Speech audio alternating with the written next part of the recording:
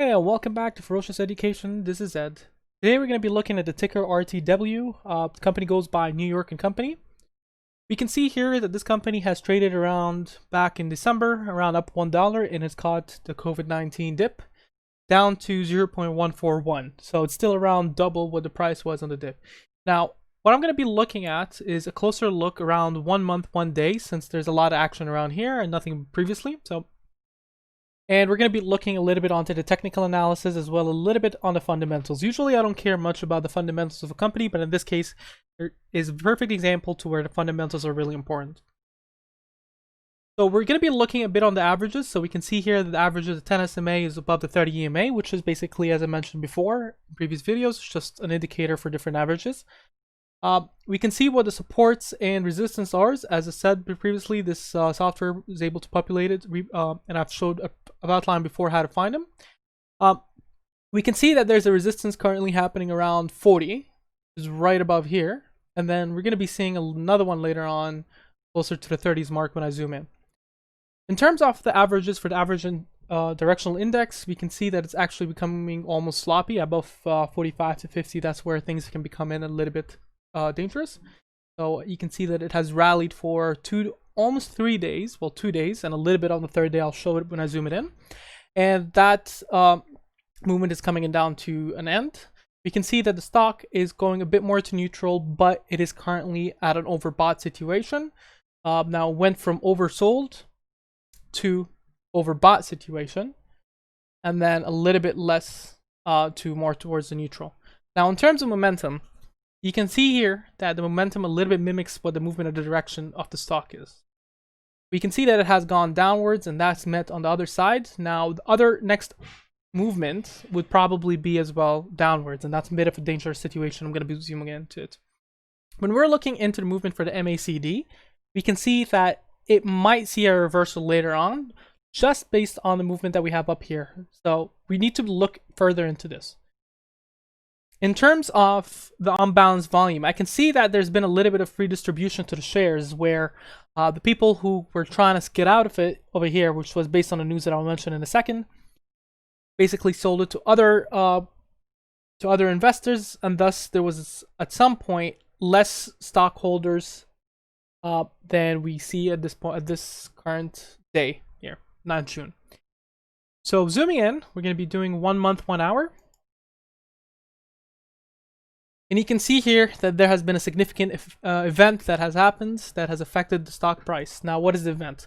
On the 3rd of June, which is where the dip happened, the CEO has said that bankruptcy is probable.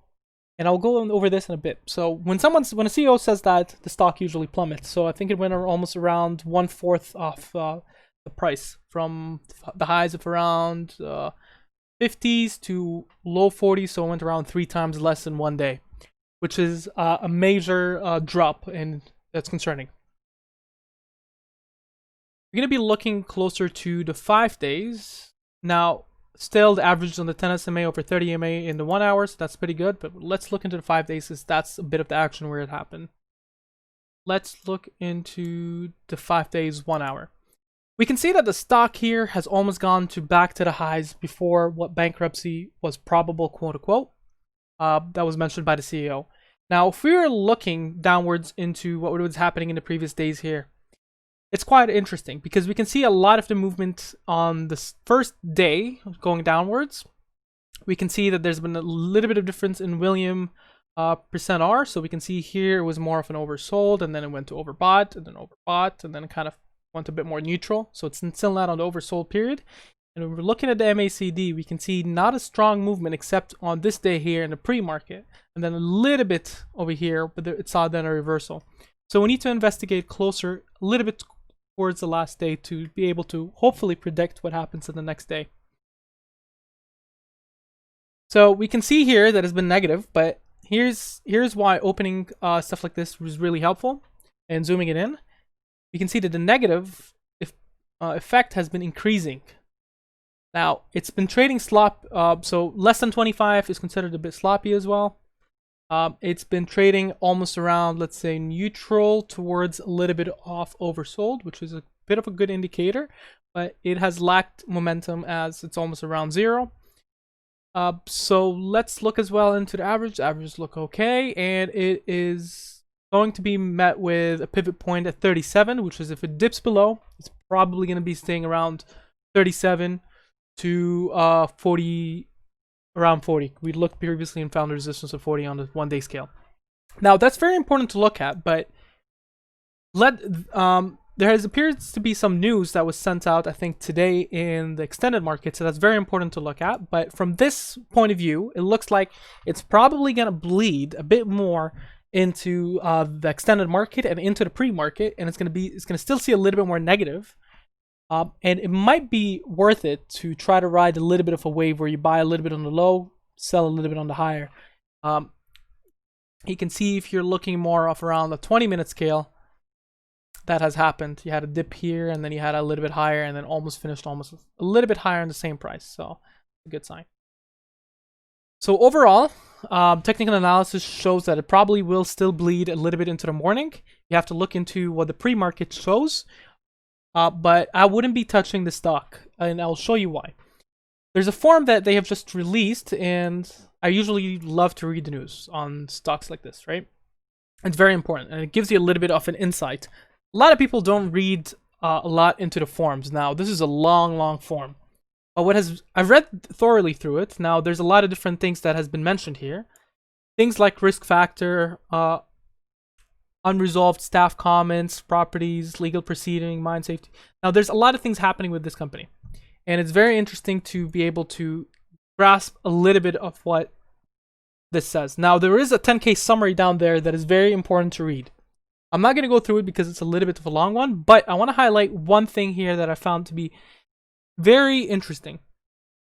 The risk associated with the spread of COVID-19, its impact on the company's sales and supply chain, including the company's store closure as a result of their formed a significant decline in revenue caused thereby, and the company has considering available position, including restructuring its obligation or seeking protection under bankruptcy law, in which the case there will be likely not to be any value distribution for its shareholder, and its shares could be canceled for no consideration.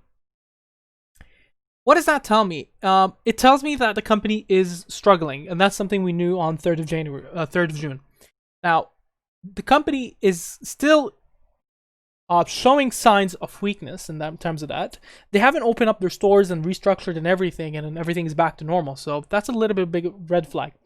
So what is the most likely thing that is going to happen, especially since this report is coming in around 5 o'clock?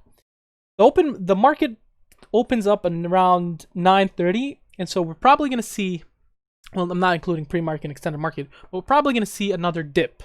And this stock has been trading sideways. So my estimate for this, is that the stock is going to see a bit of a dip, and then it's going to have more of a little bit of a rebound that you can perhaps scalp on and day trade on.